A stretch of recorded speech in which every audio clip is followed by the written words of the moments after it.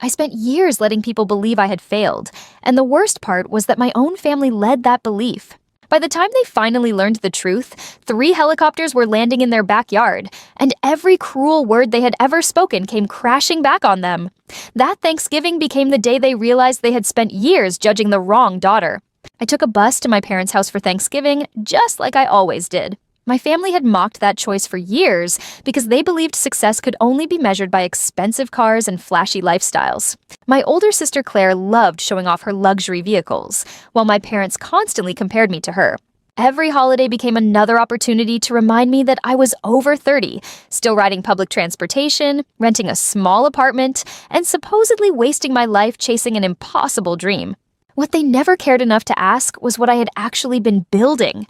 8 years earlier, I had started an aviation company with 1 leased helicopter and a vision to provide emergency medical transport, executive flights, and disaster relief services. While everyone laughed at my ambition, I worked day and night, expanded internationally, acquired aircraft, and quietly built one of the largest private aviation companies in the world. My business was now worth billions, but I never felt the need to prove anything through expensive cars or designer clothes. I preferred taking the bus because it kept life simple and reminded me where I started. As soon as I walked through the front door, the familiar jokes began. My mother asked if the bus had arrived on time and suggested my father help me buy a used car. My father laughed that I was still living like a college student, while Claire proudly listed her newest luxury SUV alongside the other cars she already owned.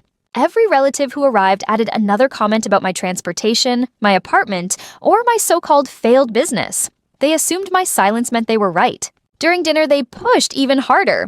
They questioned my career, laughed at my aviation company, and suggested I should give up because no successful business owner would still take public transportation.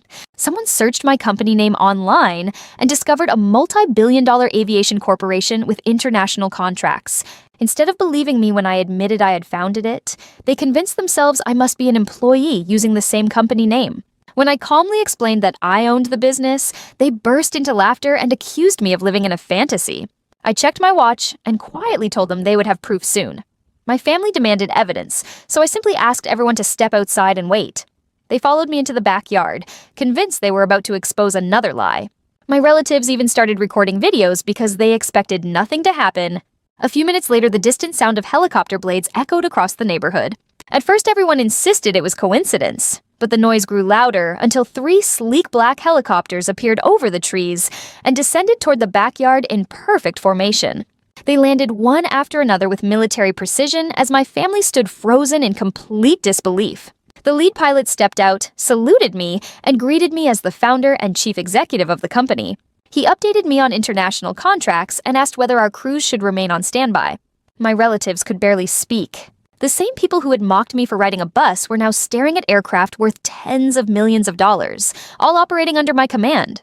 Then I revealed another secret. 3 years earlier, my parents had nearly lost their house to foreclosure. Without telling them, I had purchased the property through one of my companies and leased it back to them at a price they could afford. They believed the bank had saved them, but it had actually been me all along. I had protected their home while they continued treating me like the family disappointment. My mother cried and asked why I had never told them the truth. I explained that every time I tried to share my dreams, they laughed before I could finish.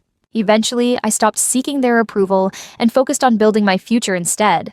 They had spent years measuring success by cars and appearances while completely ignoring the person behind the choices. I thanked my flight crew for making the trip, asked them to pack up the Thanksgiving meal so everyone could eat together later, and climbed aboard the helicopter.